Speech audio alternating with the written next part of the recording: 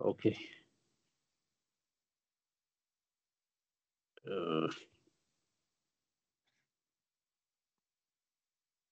mm, right. Right. So we are doing question 2. Right. And this is question 2 of your first assessment. Right. It reads as follows: 2.1. A light beam is loaded as shown in the figure below. Right. 2.1.1. Calculate the reaction forces B and D. Right. The reaction forces, that's your reactions at the supports. So you have a support at B as well as a support at D. So you've been asked to calculate the reactions at both of those reactions, right? Now, for engineering science and for it is important that you calculate both reactions using moments, right? Once you've calculated both reactions using moments, you are then expected to show that your beam is in what is this? In static equilibrium, right? By essentially stating that sum of forces going up are equal to the sum of forces going down, and actually proving that, right? So both reactions you calculate using moments. Then once you've calculated the magnitude of both reactions, you then prove using Newton's third law, essentially, right? Sum of forces going up is equal to sum of forces going down. Are we clear? Yes, sir. Right. So if you look at our beam, right, our beam has a UDL, uniformly distributed load. Right. Now for us to be able, because remember beams are under statics, right? So beams, we always assume that they are in static equilibrium. Hence, we are able to apply conditions of equilibrium, right, by using sum of moments and using sum of forces, right? Now, in doing so, we need to make sure that we are able, right? We need to make sure that what we have on our beam enables us to apply conditions of equilibrium, right? Now, by that I mean the forces that you have on your beam must be such that they are parallel to each other, right? Now, if you look at the UDL, well, is a UDL, it's not a point load, right? So hence, we need to resolve the UDL into its weight. The weight of the UDL will be parallel to the point loads. Hence, you can use that weight in applying conditions of equilibrium, right? So the first thing you do if you have a UDL on your beam is to resolve it into its weight, right? So resolving a UDL into its weight, we essentially take the magnitude of the UDL, right? The magnitude of the UDL here is 5 kilonewtons per meter, right? So you take the magnitude of the UDL and you multiply it by the span of the UDL. Now the span of this UDL is from A to C, and that span is 5 meters, right? So to get or to resolve the UDL into its weight, you then multiply the magnitude of the UDL by the span of the UDL. So meaning you'd say 5 times essentially 5, and you get 25. So 25 kilonewtons is essentially the weight of the UDL, right?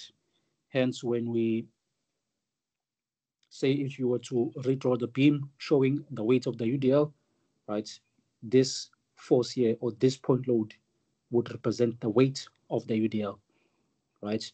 Now that you have the weight, you now can apply conditions of equilibrium.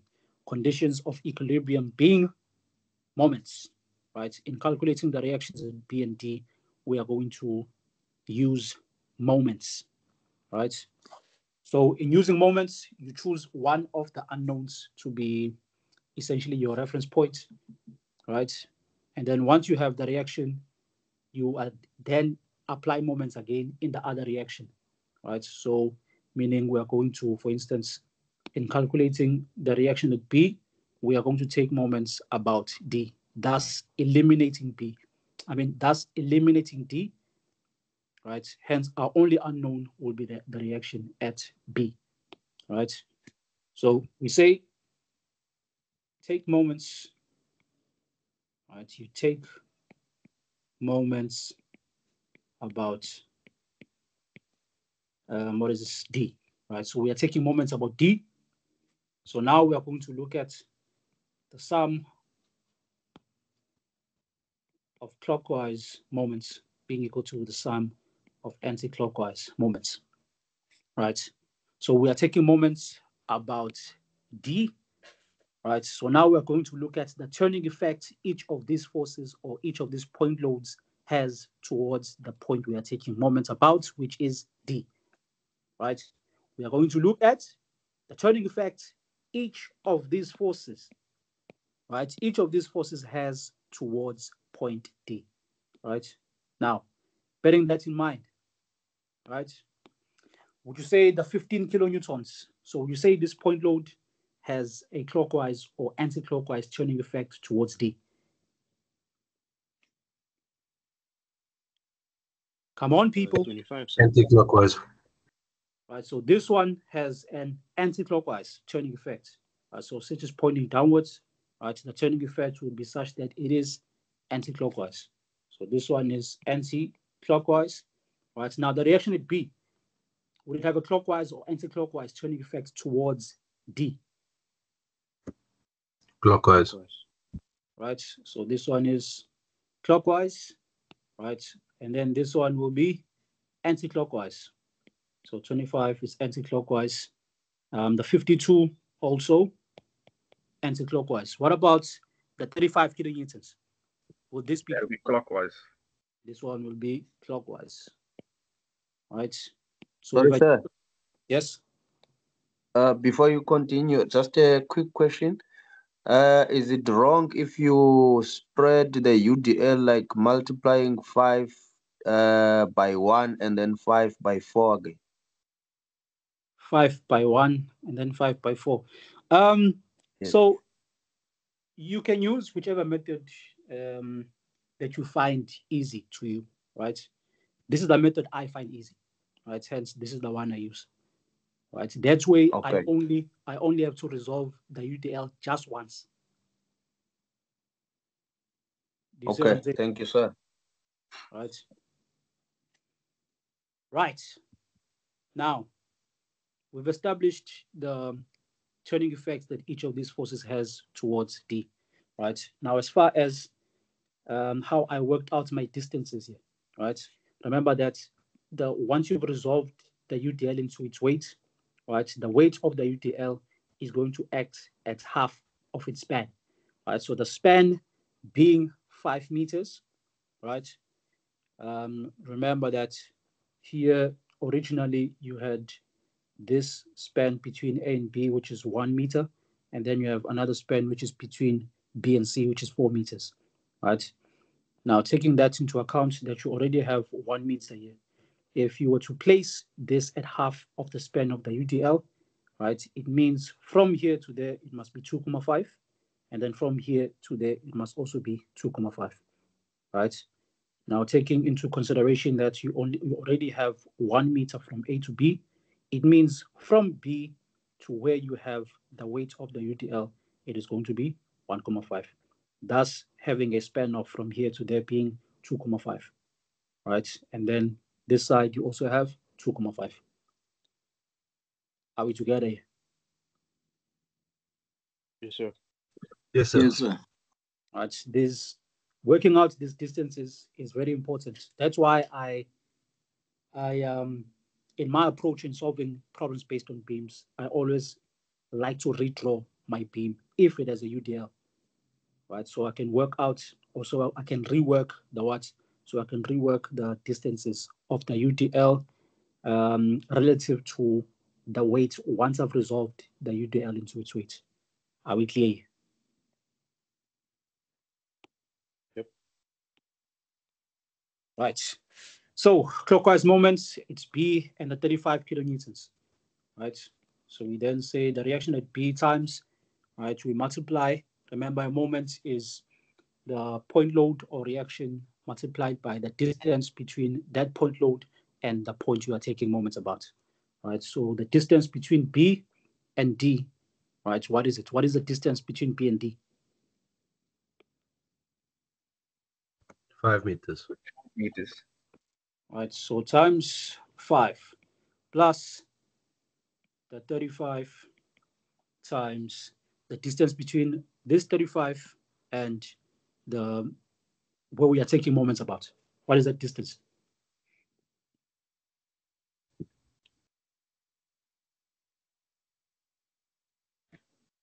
From 35 to D, it's 2 meters. Yes. 2 meters, right? So we are done with clockwise moments. So we're done with this.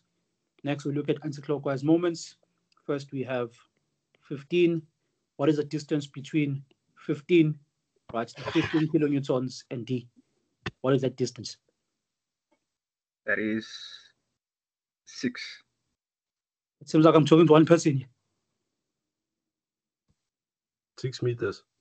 Yes. Yeah, it's 6. So 6 meters plus now the 25, right? The distance between 25 and D, what is it? 3.5 meters. Right, so that is 3,5. So you have 25 times, what is it? 3,5. So 3,5 plus the 52 kilonewtons. What is the distance between the 52 and point D? It's 1 meter. Right, so we say the 52 times 1 meter. Right, now we work this out. Right, so here you will have, so to make things easy or for things to go quicker, what I like to do is I love leaving this exactly as it is and just take this term that side and divide everything by 5. Right, remember we are looking for B here. Right, so to get B mathematically you have to transpose this term, right, and then divide everything by 5. Do we see what I'm saying? Yes, sir. Right, so here I would then have B is equal to, right, so I have this exactly as it is,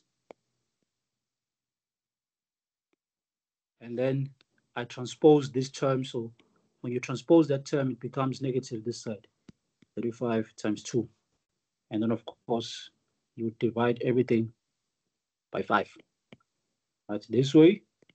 Now you can just punch everything in the calculator. Right, so 15 times 6 plus 25 times 3,5 plus 52 minus 35 times 2, all of this divided by 5. All right, now here I'm getting 31,9. Remember, all of this is in kilonewtons. Are we getting the same thing? Yes, sir. Yes, sir. Right, so we get that for reaction B, right? So we have reaction B. And remember, we are done with these ones as well, right?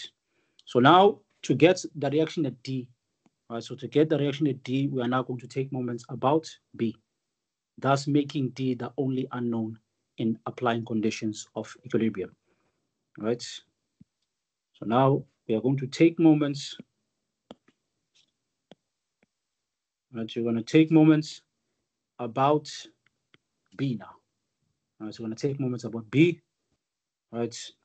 And then, of course, sum of clockwise moments is equal to the sum of anti-clockwise moments, right? So we are now taking moments about, B. So now we're going to look at the turning effects each of these forces has towards B, right? So now if we look at the 15 kilonewtons, right, is this going to have a clockwise or anti-clockwise turning effect? Anti-clockwise. So one is anti-clockwise. What about the 25? The 25 kilonewtons. Is it clockwise? Clockwise. Clockwise. So this one is clockwise. Right, and the 52? Clockwise. Also clockwise. So clockwise. What about the reaction at D? Will this have a clockwise or anti-clockwise? Anti-clockwise. Anti-clockwise. So this one is anti-clockwise. And the 35? Clockwise. Clockwise. So this one is clockwise. Right. So we've again identified any and all turning effects that each of these forces has towards the point we are taking moments about. All right. So clockwise moments is the 25, 52, as well as the 35. Right, so first have the 25. We have the 25 times the distance between 25 and B. What is it?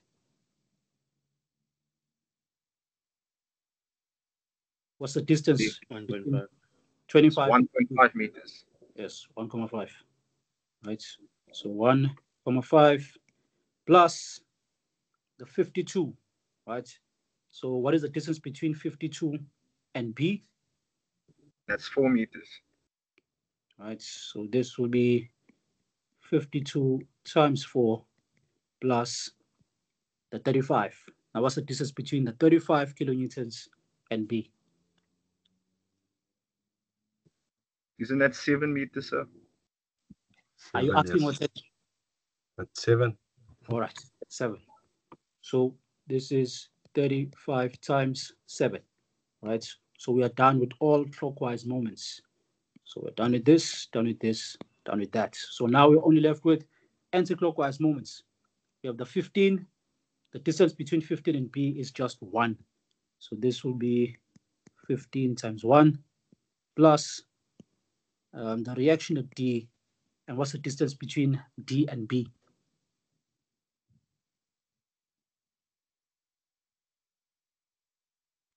5. All right, so that's 5, meaning we are done with this as well. So the reaction at D times 5. All right, so we're going to do the same thing here. All right, we're going to make D the subjects. So meaning we're going to transpose this to that side so it becomes negative and then divide everything by 5. So essentially D is equal to, right, all this, right, and then remember we're going to transpose this term to that side, hence it becomes negative 15 times 1, and then all of this we're going to divide by 5. All right, so we have the 25 times 1,5 plus the 52 times 4, that's the 35 times 7 minus the 15 divided by 5.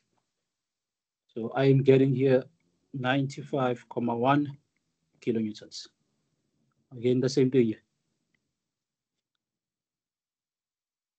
Yes, sir. 95.1. Yes, Right, so we have both the magnitude of the reactions.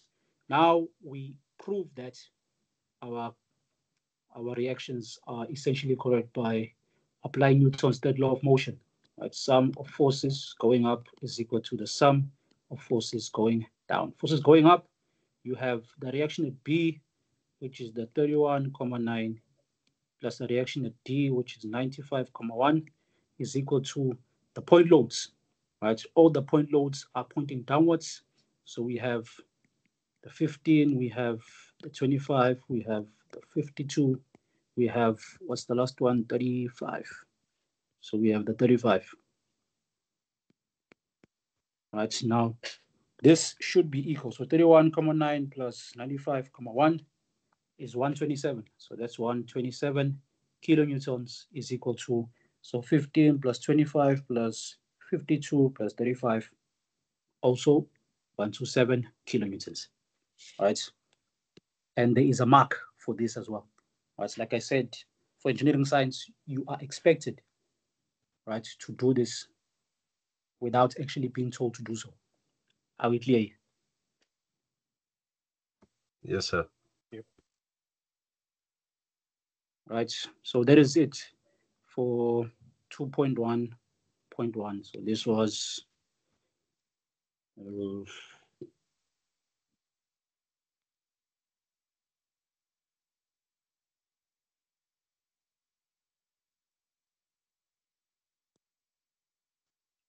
is 2.1.1.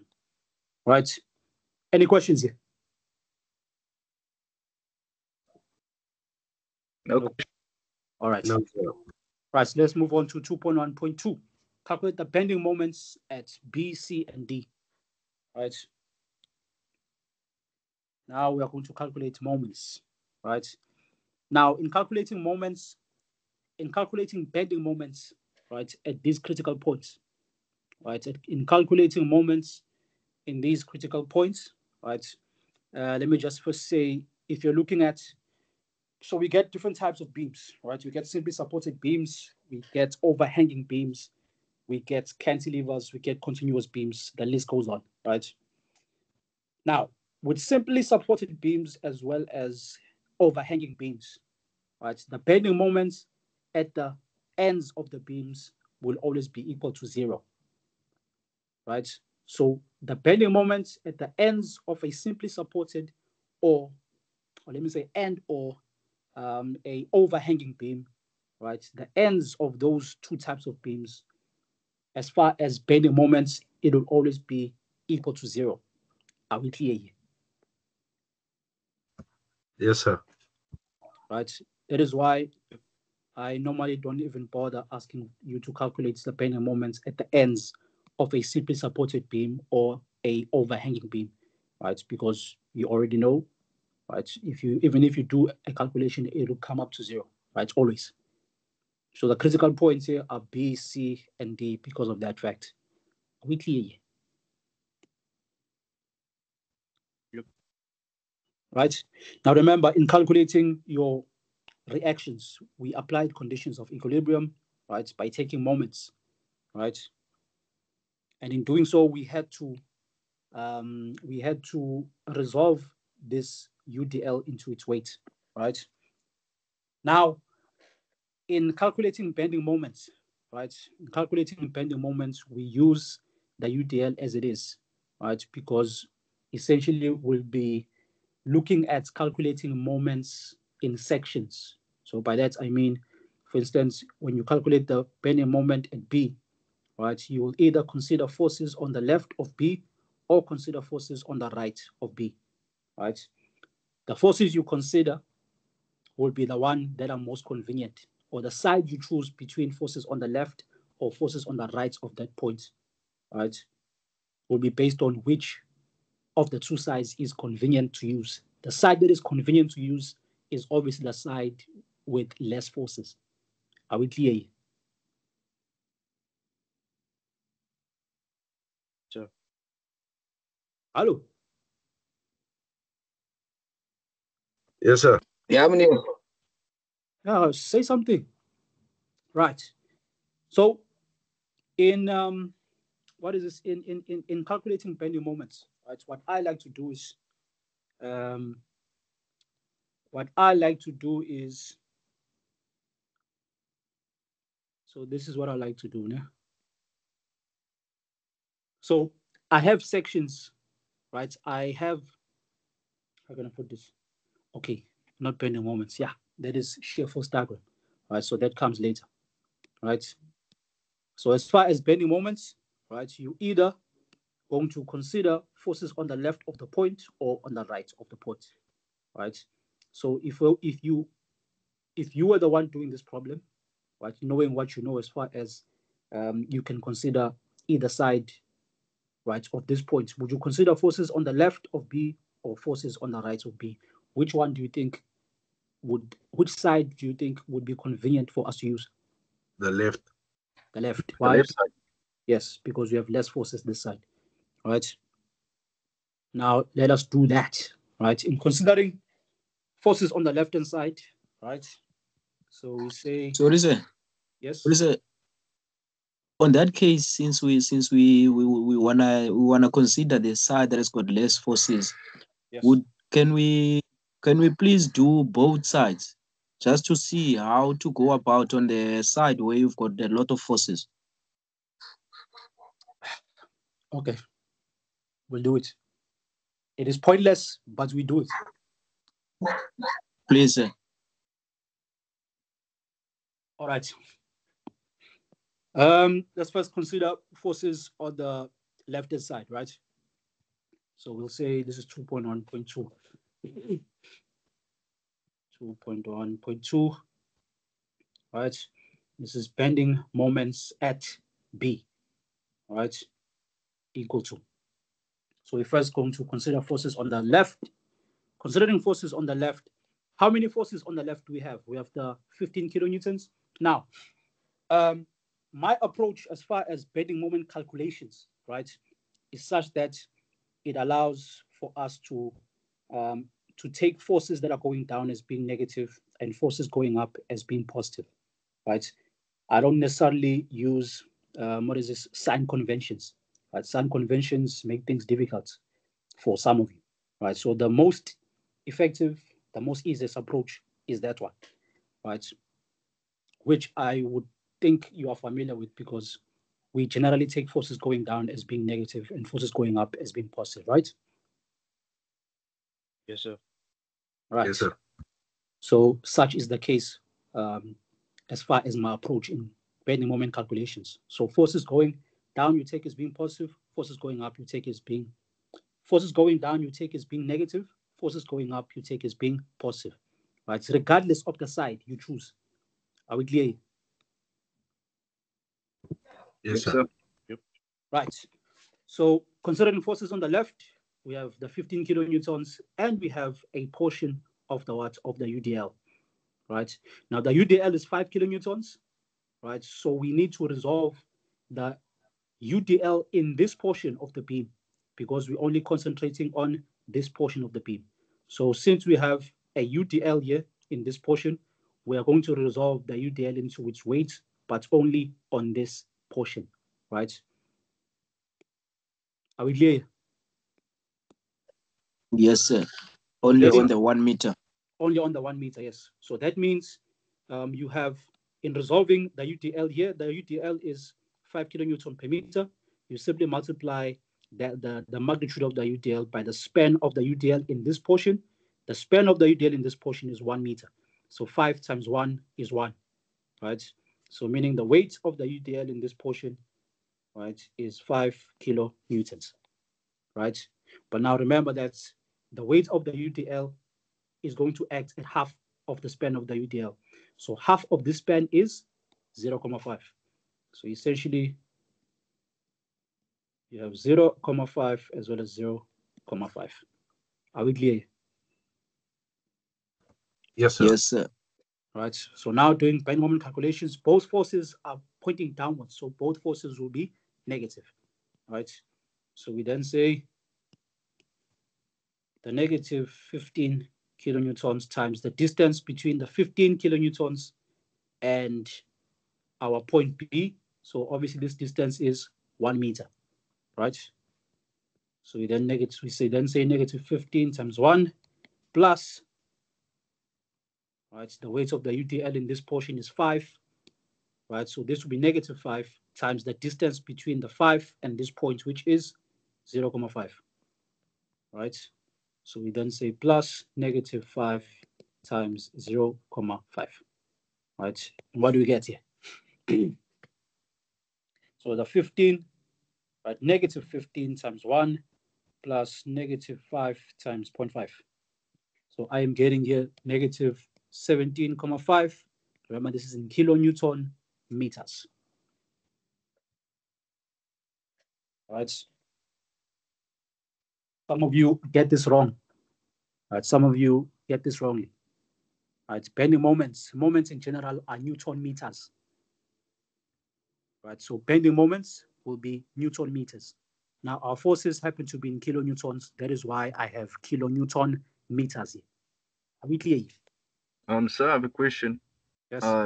Can you please explain how would we calculate the bending moments at A? Like, can you please explain how to be equal to 0 when Is we the try to? forces? Here's a simple explanation. Do you have forces on the left of A? No. There we go. Remember, we are able to consider forces on either the left-hand side or the right-hand side. So if you were to consider forces on the left of A, there's no forces, hence the bending moment at A is 0. Or you could take the hard roots and consider all these forces. You're still going to get 0. Similarly, at this point, right? If you were to consider forces on the left, you do your calculations, you get 0. But if you were to consider forces on the right, there's no forces on the right-hand side of this point, meaning the bending moments here are equal to 0. Oh, because we are subtracting forces as well. Okay, Yes. thank you. I got it. Right. Any more questions? Right. Now let us consider forces on the right hand side of B. All right, so let's consider forces on the right hand side of B. So this was considering forces on the left. Yes? Yes, sir. Can we go back to the diagram that we just drawn now? Yes. Like we said the 15 kilonewton, which is point A, multiplied by 1 meter, which is the distance between A and B, Yes. and then plus the 5 kilonewton, which is our UDL. So -5. At that -5, yes, because it's going down at that distance between A and B, and No, then because we between consider it's distance between 5 and B, not A and B. When you consider this force, it's going to be multiplied by the distance between 5 and B. 5. Okay. I got it. Thank you. All right. Any more questions? Right. So now we are going to do the bending moment calculation still at B, but considering forces on the right hand side of B. Right. So we are going to take the very same approach. Right. Taking the very same approach. So again, if you look at B, right, we are considering forces on the right hand side. So the simplest way of doing this is starting from this side, going to that side, right? Now, from this side, we have the 35 kilonewtons, right?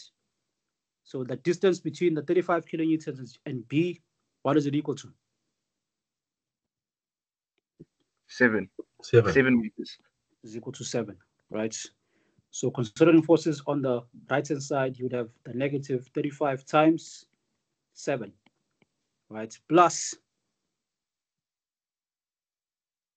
the reaction at D, right? The reaction at D was 95,1, right? So you have a 95,1.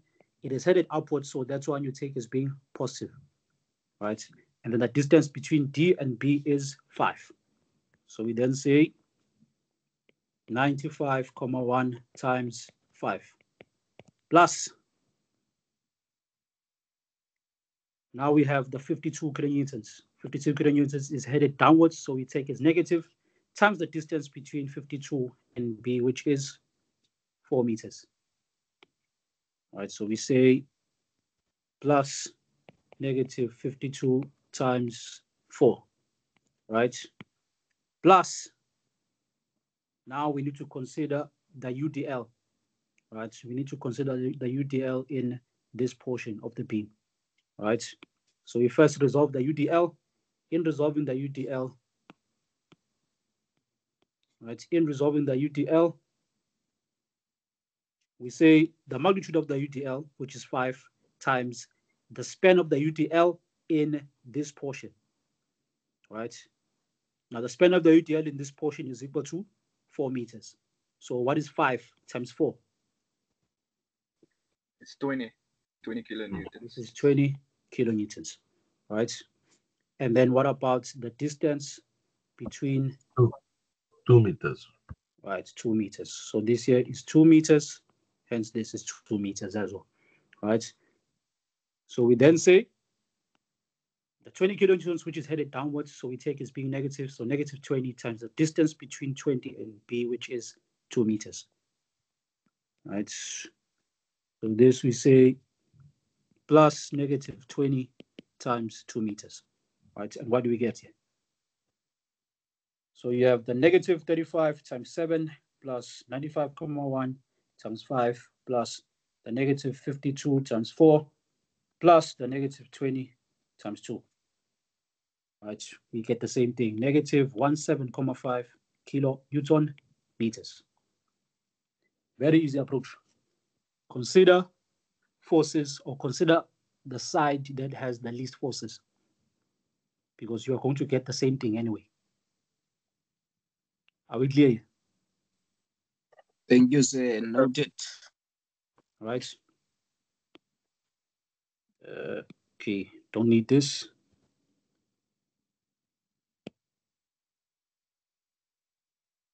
Right. So moving on to point C. Right. So point C. Right. Between left or right, which side is convenient for us to choose here?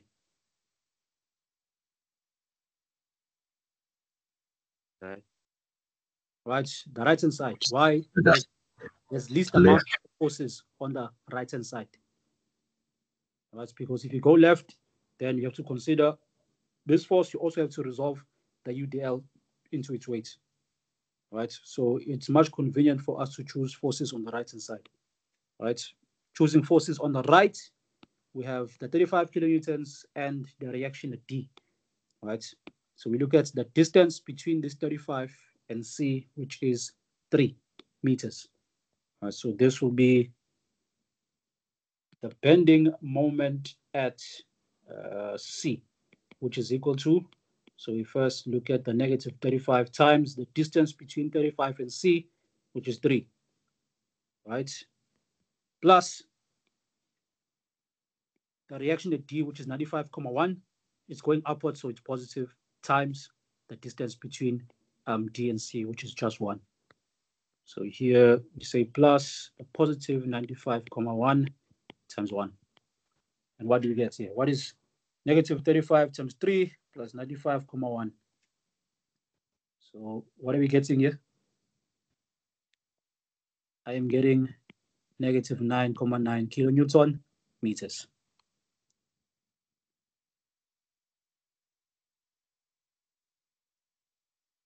Are we getting the same thing here? Yes, sir. Yes. Right? So that becomes the bending moment at C. Now we're going to look at the bending moment at D. Right? Of course, considering forces on the left of D. So considering forces on the right of D, seeing that there's only just one force to consider on the right of D. Right? So essentially that will be the negative 35 times 2. So bending moment at D would be the negative 35 times 2, which is equal to negative 70 kilonewton meters.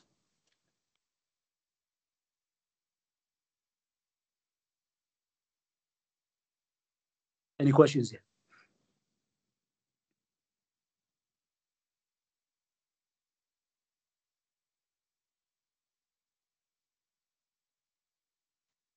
No questions? Can we move on? No questions here, Yes, sir. sir.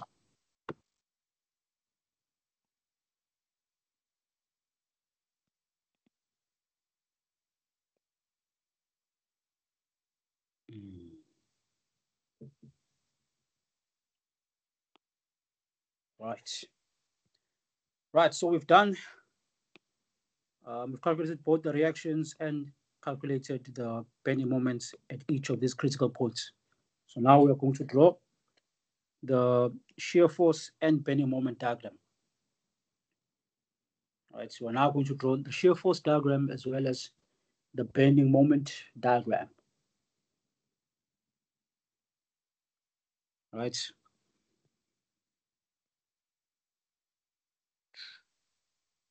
Now, in drawing the shear force, what I like to do is redraw my beam.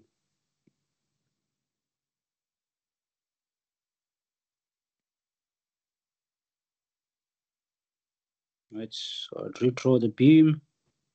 This is 2.1.3.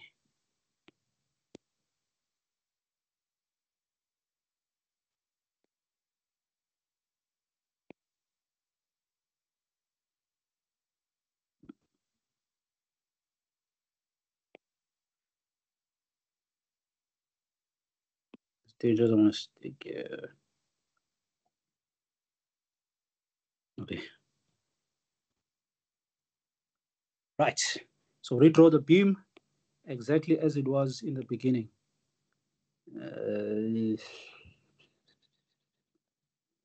Right. So get rid of this. Get rid of Yes. Right. Right. So you usually draw the beam exactly as it was in the beginning. Right. Now in drawing your shear force, right, or in drawing the shear force and bending moment diagram, right, it is convenient for us to draw it such that you first draw the shear force diagram and then draw the bending moment diagram. Right. First draw the shear force diagram and then draw the bending moment diagram. Right. Now in doing so,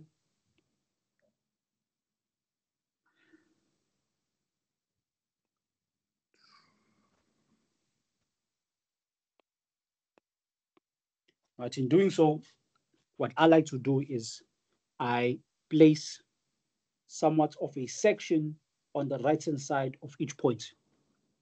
Right. You are going to place somewhat of a section on the right hand side of each point. Right. So wherever you have a critical point, right, you are going to place a section on the right of the point. So by that I mean you're going to have a section on the right of this one, right? Have a section on the right of this one. Have a section here as well, a section there, as well as a section on that one. So you place a section on the right hand side of each point, right? And then you look at the points that are placed such that on the left hand side of them there is a UDL. Right, now if you look on the left of A, there's absolutely nothing. On the left of B, there is a UDL. So on points where there is a UDL on the immediate left of that critical point, you are going to place another section, right? Now on the left-hand side of that point. So because there is a UDL on the immediate left of B, it means you're going to have another section there, right? If you look at C, on the immediate left of C, there's a UDL there as well. So you're going to place another section on the left of C. And then if you look at D, there's no UTL on the immediate left of D, so you leave this exactly as it is. Same thing with E. There is no UTL on the immediate left of E, so you leave the one section, right? So once you've placed your sections, right, you then in doing your or in drawing your shear force diagram, you are going to consider forces on the left of each section, right? You are going to consider forces on the left of each section, right? The left of each section, right? We're only going to consider forces on the left of each section, right? On this one, I do not like using sign conventions as well because you guys seem to struggle with sign conventions. So because of that, I only teach you how to draw the shear force diagram using shear forces on the left of each of these sections. Right, so considering forces on the left of these sections, forces going down you're going to take as being negative, forces going up you're going to take as being positive. Are we clear? Yes, sir. Yes, sir. Right. Right, so you have your sections. So next thing you do is you draw lines, right? You're going to draw vertical lines at each of your critical points. So you have a critical point here at A. So you're going to have a line going straight down there. Right. So you draw a line in each of the critical points.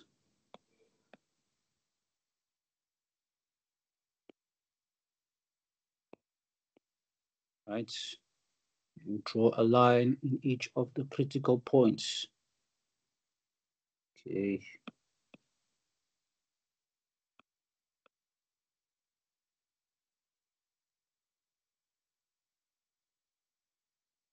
Right, so you draw a line on each of the critical points, a line going straight down.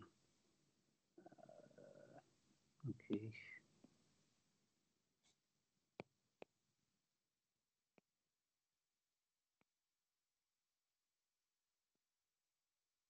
Right. Right. That will suffice. Right. And then once you have your lines, you then draw a line that represents the zero line of your shear force diagram. Right. Are we still together here? Yes, sir. Yes. All right, so you draw a line that represents the 0. Say that line is right there. Right, so now our forces, all our forces are in kilonewtons, right? So essentially, if this is 0, it means this will be 0 kilonewtons. So that will be 0 kilonewtons, right?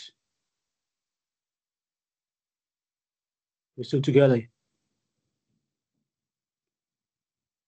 Yep, sir. Seems like I'm talking to one person.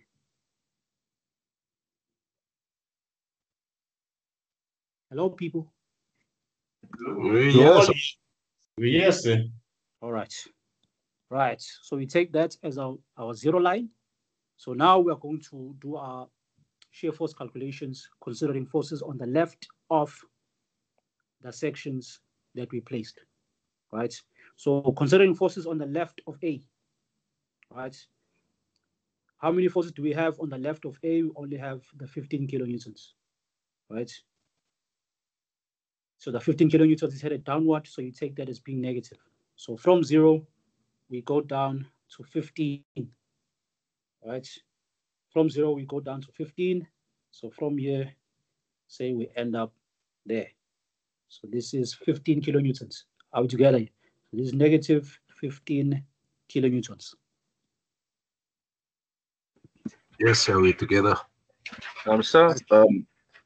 But I have a quick question then. How would you account for the UDL force on the side of B? So remember, on the left of A, there's no UDL.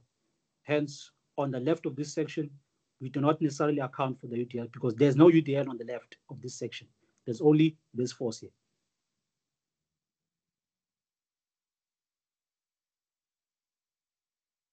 Are we clear? There is no UDL on the left of A. So there can't be a UDL on the left of this section. Right? Only on sections or on critical points where you have a UDL on the immediate left of that point do we consider the UDL. I was talking about point D, sir. I mean point B. Sorry, point B. But we are still going to B. Oh, okay. Right. Right. Now, once you've considered the forces on the left of section A, which is essentially this 15, it's negative because it's headed downward.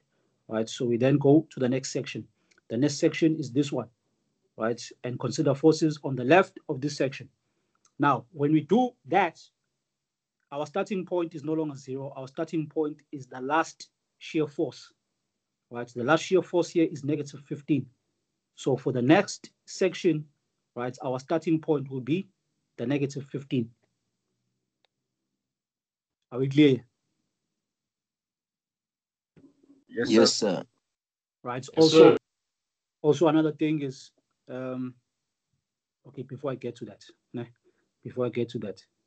now let us consider forces on the left of this section, right? Bearing in mind that the left of this section is now going to be between this section and that section. Why? Because our starting point is negative 15. So we are only going to consider forces between the last section and the current section. Are we clear? Yes, sir. Yes. Yes, sir. Right. Now, as far as forces between the last section and the current section, right, we only have a UDL. Right. The span of the UDL in this section is 1 meter. Right. So we essentially say the 5 kilonewton per meter multiplied by just 1 meter. And what do we get? We get 5. We get negative 5. Yes. Or let's say we get 5, right? And the 5 is headed downward. So we are going to take that 5 as what? As negative. Negative 5. All right, so we'll take that 5 as negative 5. All right, so we then say our starting point is negative 15. So on our calculators, we say negative 15 minus the 5. All right.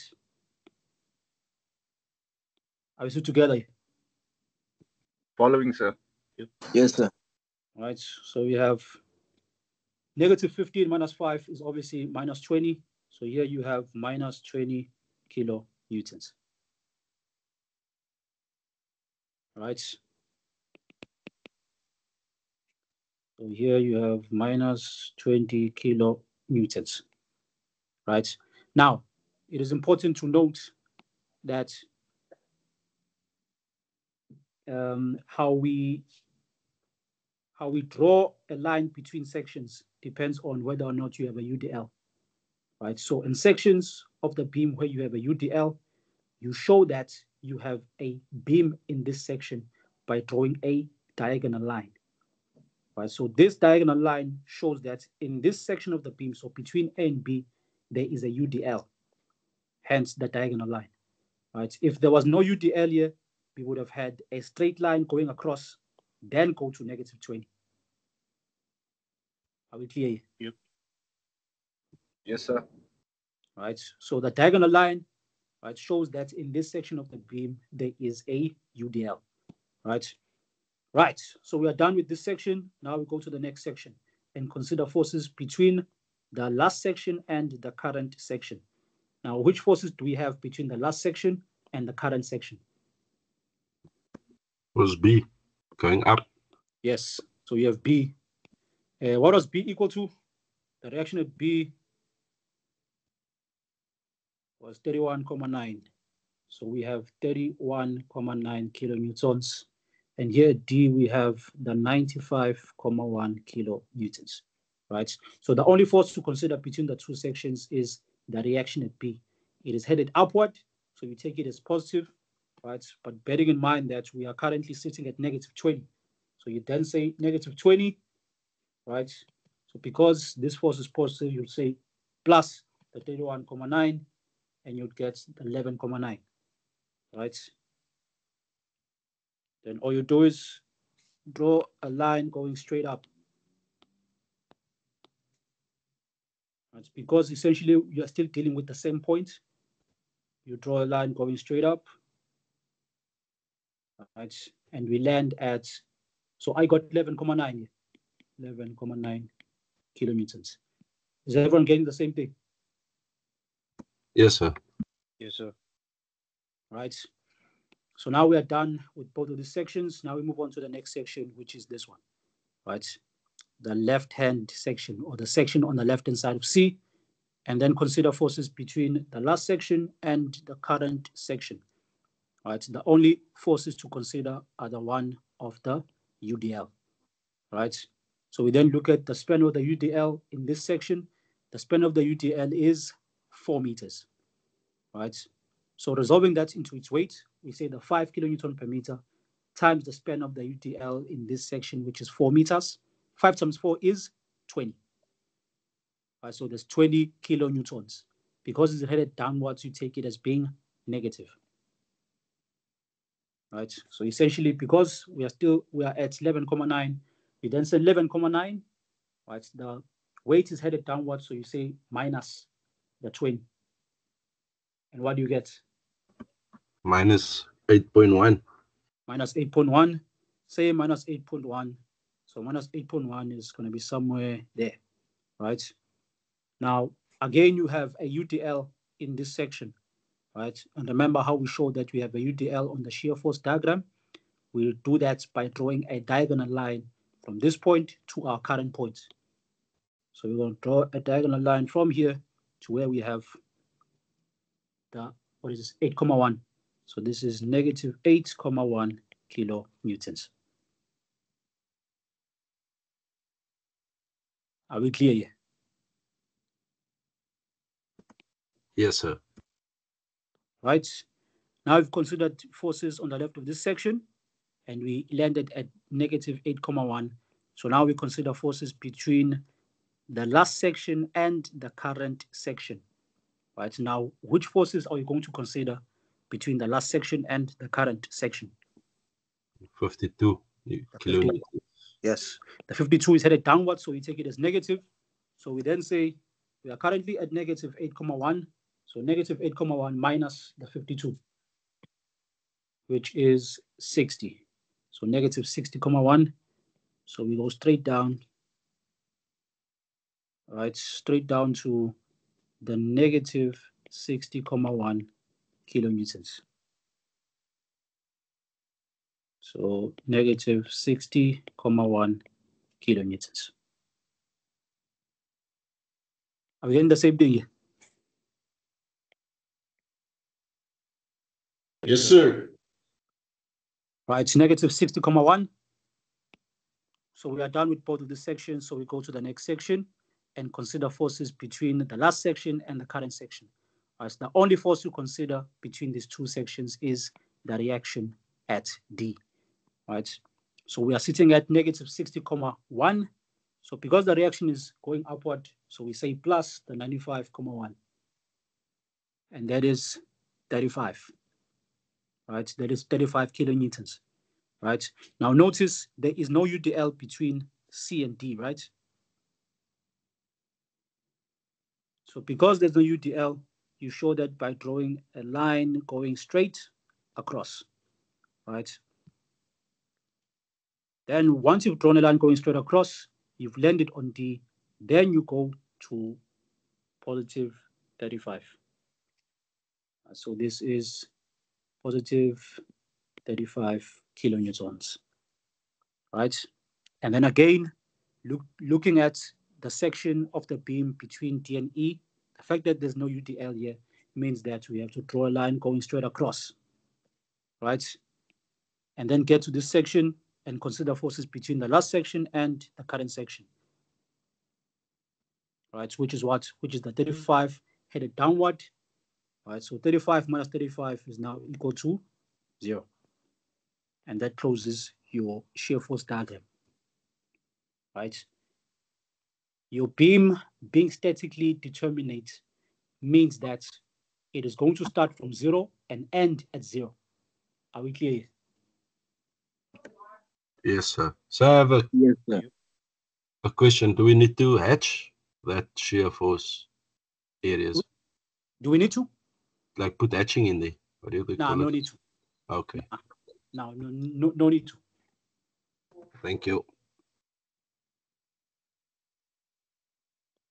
But what I like to do is use a different color for the shear force diagram so that I don't need to do that. Can we do that? Well, if you want to. Like a blue pen in the test? Yes, you can do that, yes. Okay.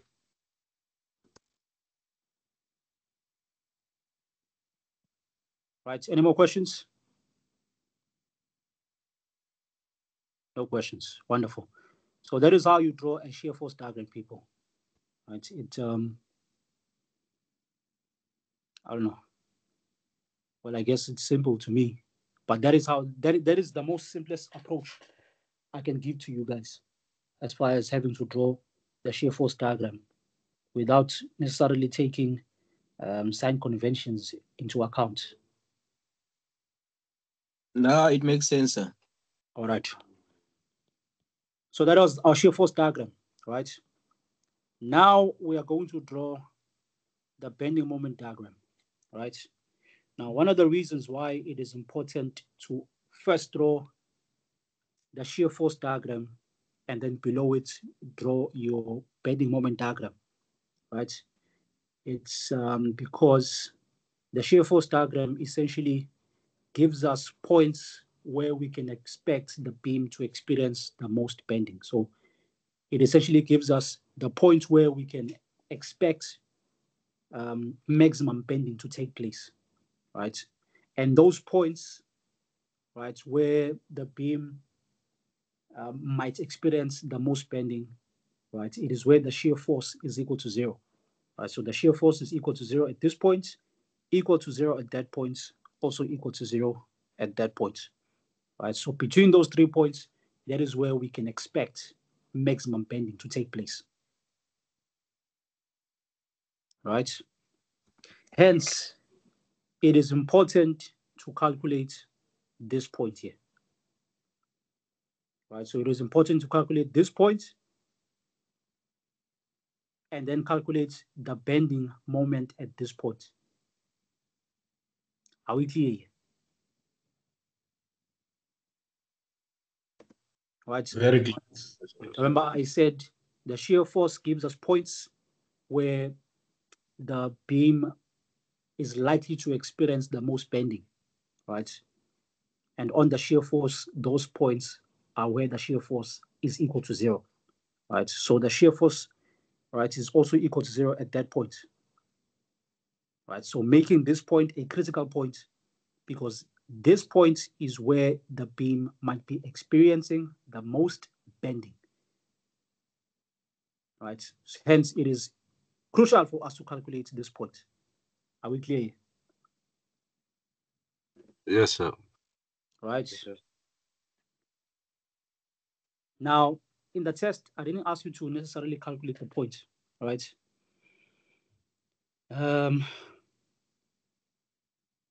Right.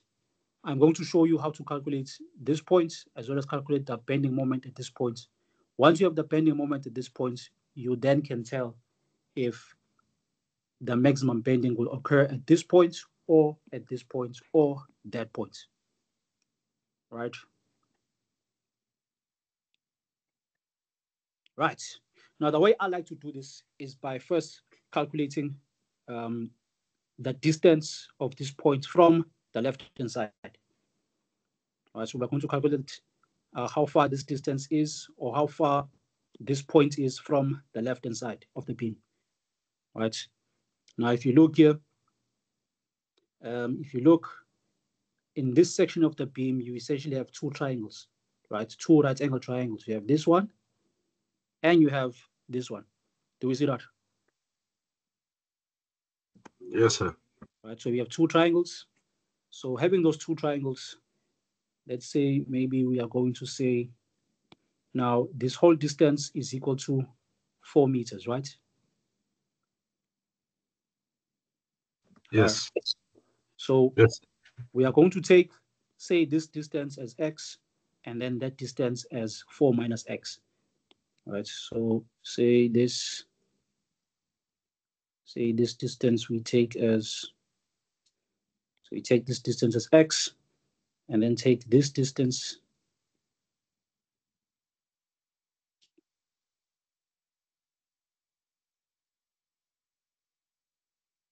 let's take this distance as 4 minus x. Right? Are we clear? So Yes. essentially, we'll now be solving for x to get the distance from this point to the left-hand side. Right? Now, the way we do that is you essentially say, let's say here, let's say, so using the two triangles, right? You have the y and you have the x axis. Right? So essentially what you do is you say the y over the y of the one triangle divided by the distance x, divided by the distance x, is equal to, so let's call this maybe y1, right? And call the other triangle y2 divided by the x distance. So this is x1 and that's x2. Right? So essentially you just say y of this triangle divided by the x distance of this triangle is equal to the y distance of this triangle divided by the x distance of this triangle. Right? And then we simply just substitute. Right? Now when you substitute everything as positive.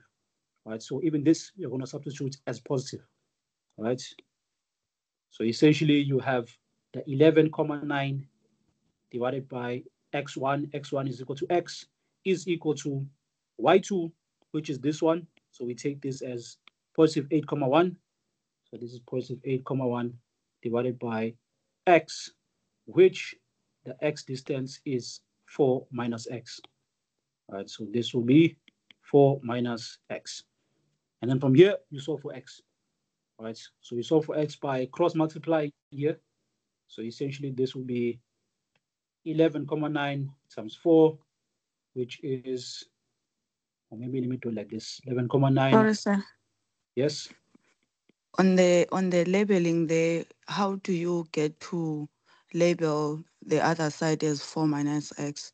How do you I know the distance is 4. Yes. But how do you get to be 4 minus x? So if this is 4 and this is x, it means this will be 4 minus x. Because we named this side x, it means the portion that is left of this distance will be the 4, which is the whole distance, minus x. That is why we call this 4 minus x. Makes sense. But does she get it? Do you get it? Yes, sir. Right. So for instance, if this distance is 2 meters, right, it means this will be 4 minus the 2 to get that distance. It's Right? clear. Thank you. All right. Right. So then you cross multiply. When you cross multiply, this is what you end up with. So this is 8,1 x. All right. So now you get rid of the parentheses. So 11,9 times 4 is 47,6 minus 11,9x is equal to 8,1x. All right, so because this term is negative, you then take it that side. So you'll have 8,1x plus the 11,9x is equal to 47,6. All right, now 8,1 plus 11,9 is equal to 20.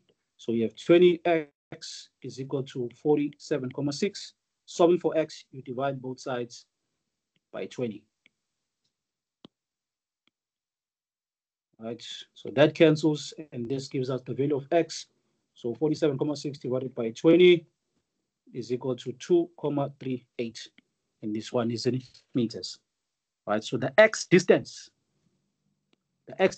which is this one, is 2,38 meters. Right? Are we clear? Yes, sir. Right. So once you have this distance, right, now this distance, or the x distance from the left hand side, is the 2,38 plus the 1. Do we see that? Because remember, we wanted the distance from this point to the left hand side. So once we've established that this distance x is 2,38, then we add the 1, which is the distance left here to get to this end. Yes, understand. Right. Now we are going to calculate the bending moment, right, at this point. Right, so we're going to calculate the bending moment at this point, right, considering forces on the left-hand side of this point. Right, considering forces on the left-hand side of this point, right, we have the 15 kilonewtons, we have the 31,9 kilonewtons, and we have the beam in this portion. Right, so essentially this is what we have here. We've now created another critical point. So we have another critical point here. Right, so we need to consider the beam, right, in this distance, so within this section of the beam. So essentially we have 3 forces to consider. We have the negative 15, the positive 31,9, as well as the weight of the beam in this section. Are we together here? Yes, sir. Right, so we have the negative 15. So we say the bending moment at x is equal to, you have the negative 15 times the distance between 15 and x. So 15 and x. So x is at that point. So what is the distance between 15 and x? Right, it is 1 plus the 2,38, which we got in calculating x. Do we see that? Yes, sir. Right, so the 15 is at this point. So negative 15 times this whole distance is going to be the 1 plus the x. So essentially 1 plus the 2,38. Are we together? Yes, sir. But where are the other people? I'm only hearing one person. Or have people left? We're still here. We're still here with you, sir. We're following. Right. So you say the negative 15 times the distance between the negative 15 and where we are taking the bending moments, which is at this point. Right. So this whole distance is 1 plus 2,38, which is 3,38. Right. So we multiply this by 3,38.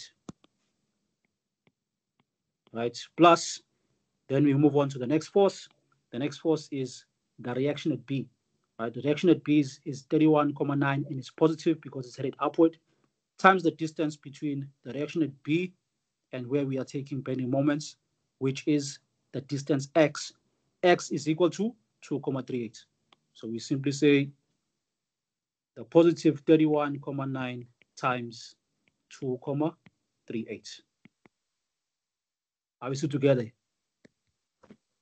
Yes, sir. Yes, sir. Fine. Right. So we are done with the 15 kilonewton force, done with the reaction at B.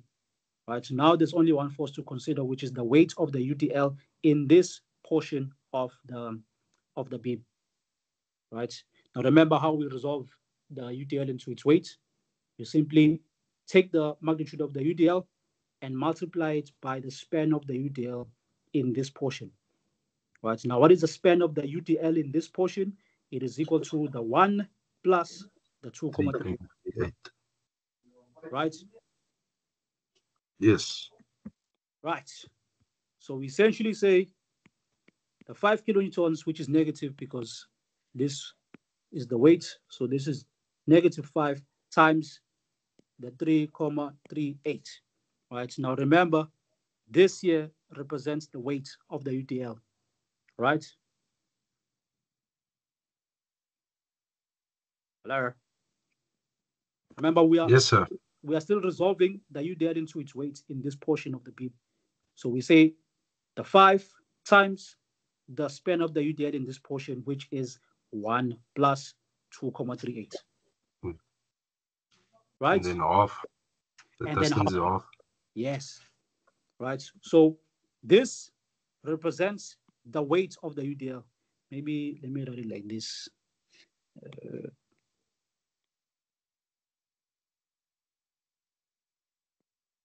Right. So this represents the weight of the UDL. Right. And then you have to multiply by the distance from the weight to where we are taking bending moments. Right. Now the weight of the UDL always acts at half of its span. Right. Half of this span is 3,38 divided by 2.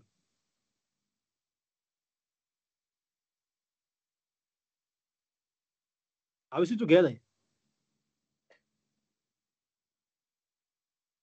Yep. Still following. No, Yes, I sir. feel you Thank you. fast. 1.69.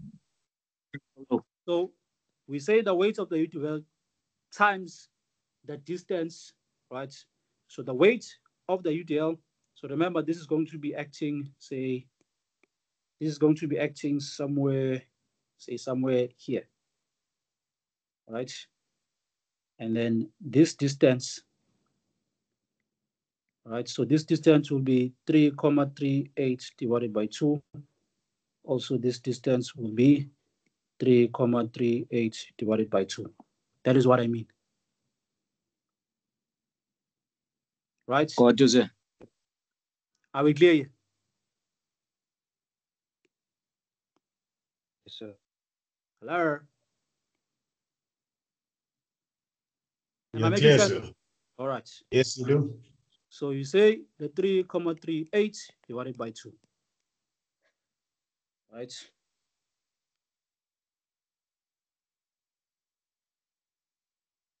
Right. And then all you do is sum this up. So you have negative 15 times 3,38 plus the 31,9 times 2,38 plus the negative 5 times 3,38 times 3,38 divided by 2. So here I am getting negative 3,339. All right, so negative 3,339, this is kilonewton meters. I'm getting the same thing. Yes, sir.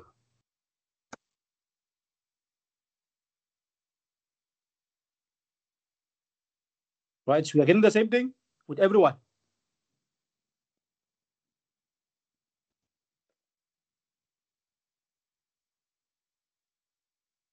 Are we still calculating, or are we just completely lost at this point?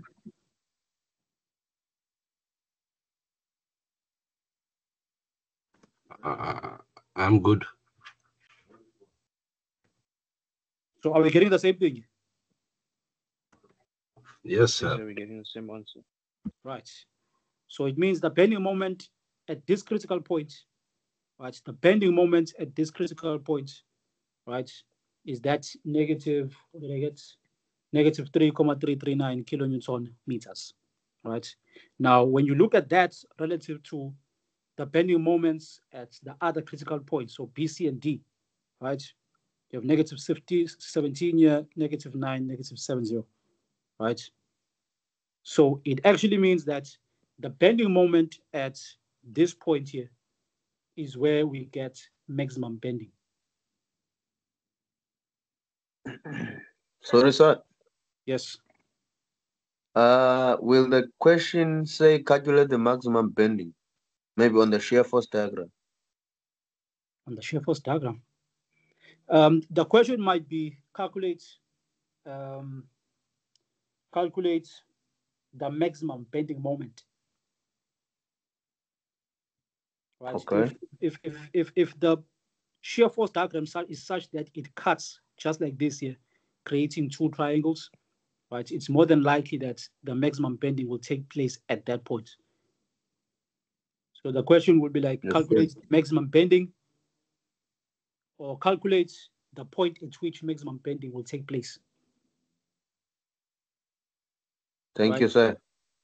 Either way, though, even if you're not told to calculate the maximum bending, right? If you look at the bending moment we just calculated, this is what we got, right? Right? This here, right, is less than this, less than this, less than that, meaning that the maximum bending will take place at this point, which is why this point is important for us to calculate the bending moment at. Right. So by Clear, that sir. I mean, if you let us look at the bending moment diagram. Right. We'll now look at the bending moment diagram. Yes, I don't think anyone got this one right in the test. I let it go. Right. So whether you calculated the maximum bending moment or not, I was fine with that. But I'm Okay. just saying, moving forward, right? So if you Sorry, didn't, sir. yes, Mind me asking, it's a bit off the topic, but why is the maximum bending moments right there at that point? how can I answer this? Um, the best response I can give you is based on the shear force diagram. But remember, I said the shear force diagram will indicate to you where the maximum bending might take place. Right? So because the shear force diagram, right, is where the shear force diagram is equal to 0, right, that is where we should expect maximum bending to take place. Right? So because the bending moment, not the bending moment, the shear force diagram is equal to 0 at this point, that is an indication to us that this is a possible point where maximum bending is going to take place. Hence, being important for us to calculate essentially the distance of this point from either the left hand side or the right hand side, and then calculating the bending moment at that point, so that we can compare the bending moment at this point with the bending moment that we calculated at the critical points that we were given initially. Oh, okay. Thank you, sir. Right? And then in doing so, because the magnitude we got is less than all of these, right? And all of them are negative. It means the biggest one here is going to be the smallest one. The smallest one being the negative 339 kilonewton meters, which we got in calculating the bending moment at this point, making maximum bending moment to take place at this point. Oh, okay, sir. right? So let us draw the shear force, not the shear force, the bending moment diagram. Right, bending moment diagram. Okay.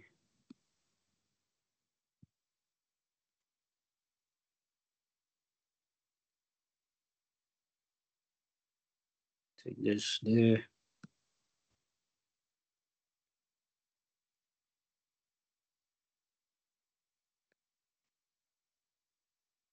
It is there. And then,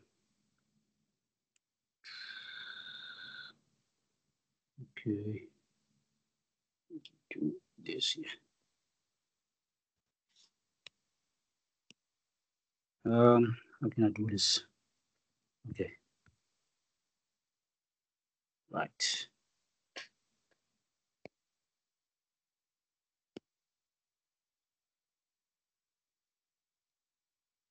Mm,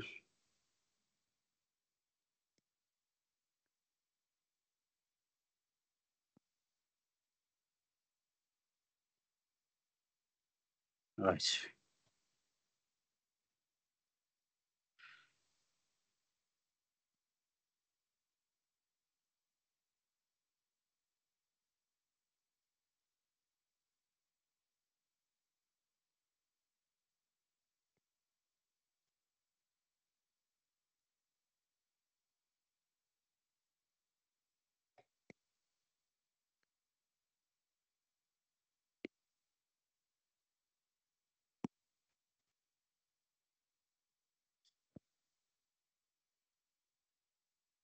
Uh,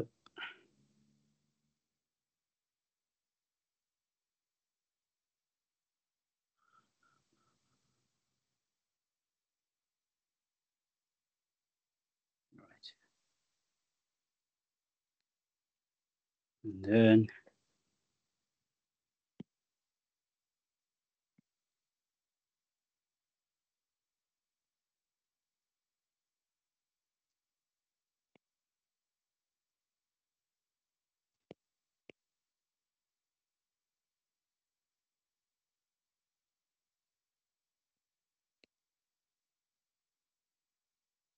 all right. Now we are going to draw the bending moment diagram. So just like we did with the shear force, you first have a zero line, right? Now, all of our bending moment calculations indicates that the bending moments are going to be negative, right? So you might as well have your zero line as close as possible to the shear force diagram. So that's where you have 0 kilonewton meters.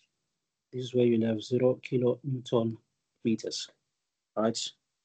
Now we look at our bending moments, right? In looking at our bending moments, the bending moment at A is equal to 0, right? So we know the bending moments at the ends of the beam are equal to 0, right? So meaning the bending moment at A as well as bending moment at E are both going to be equal to 0. Now we look at bending moments at B. We've already done the bending moment calculations. And for B, we got negative 17,5, right?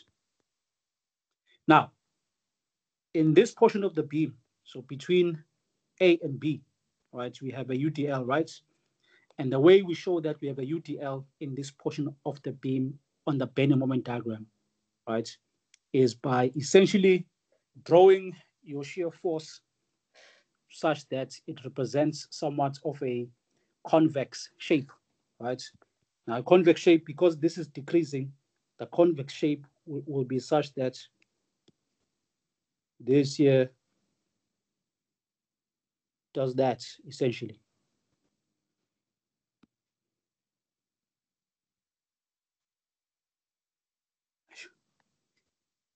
This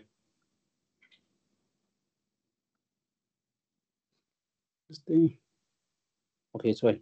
Let me just do that. Let me just do. There we go. All right, so somewhat of a convex shape, and then at this point you have the negative. You have the negative 17,5 kilonewton meters. Right, so negative 17,5 kilonewton meters, right? So that is what I mean by convex shape, because this is essentially decreasing. So from 0 to here, right, it is essentially decreasing. Hence, our convex shape will be that shape, right? If it was increasing, the convex shape would be something like that. Okay, not like this, but something like that, right? Showing that this is increasing. But because it's decreasing, that is why I have it like that, showing that this here is decreasing in this portion of the bending moment diagram, right? So that is at B, right? Now, the reason why this point is critical, right, in calculating the bending moment thereof, right? Had we not calculated the bending moment at this point, right, would simply draw the bending moment from here to C, right? And at C, the bending moment is negative 9,9, right? Which would defeat essentially the purpose of drawing a bending moment diagram, because now you have essentially neglected the point, basically the critical point, right, where essentially the maximum bending is taking place, right? So knowing that the bending moment at this point is equal to negative 3,39, right, we then, again, you still have a UDL in this portion of the beam. So between B and the point X, you still have a UDL.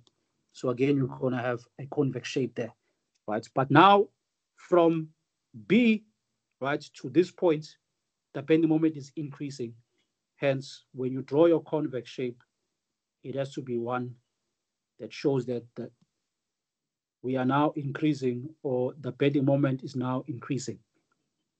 Right, say to that point, right? And then here you will have your negative 3,339 kilonewton meters.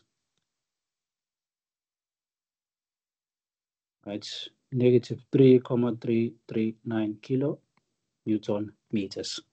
Right, and then in drawing from this point to C now, C is at negative 9,9. Right, so from here, you then draw another convex shape, but a decreasing one.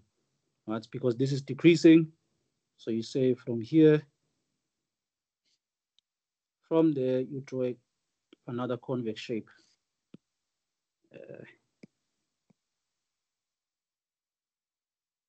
Let's say to that point.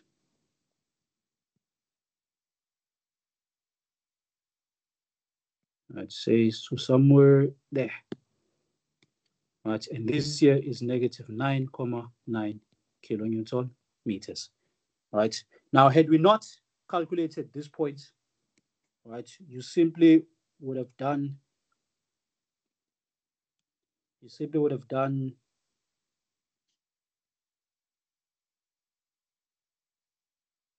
simply would have done this here. Right, your bending moment diagram would look like this in this portion, which obviously is incorrect. Do we see that? Because you're essentially saying we do not have this point there. That is why this point is important. Are we clear here? Yes, sir. Right, so that goes, and this becomes your bending moment diagram. And then the last point, or second to last point, is point D, which is negative 70. Right, from there, now if you look at between C and D, there's no UDL. So how you show that on your bending moment diagram is by drawing a diagonal line. So you draw a diagonal line from here to where you have your negative 70. So here you have negative 70 kilonewton meters, right? And then between D and E, there's no UDL as well. You know that at E, the bending moment is 0. So again, you draw a diagonal line from there to close your bending moment diagram. And this becomes your bending moment diagram.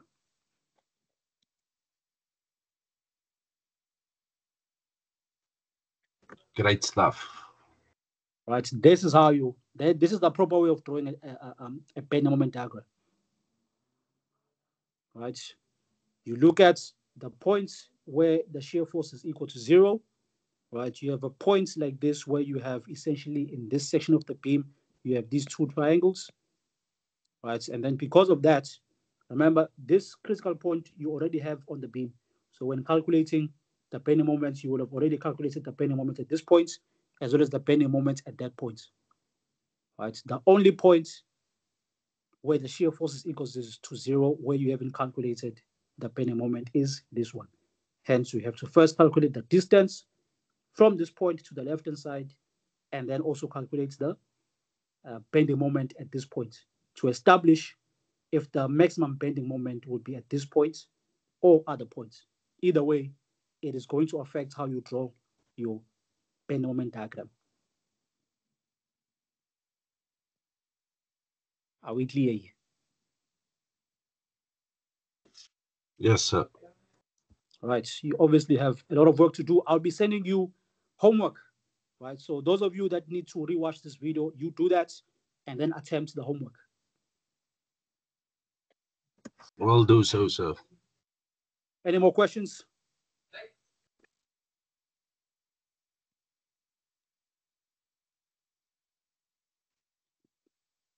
Right, no questions. Okay, let me stop the recording, seeing that we are done. All right.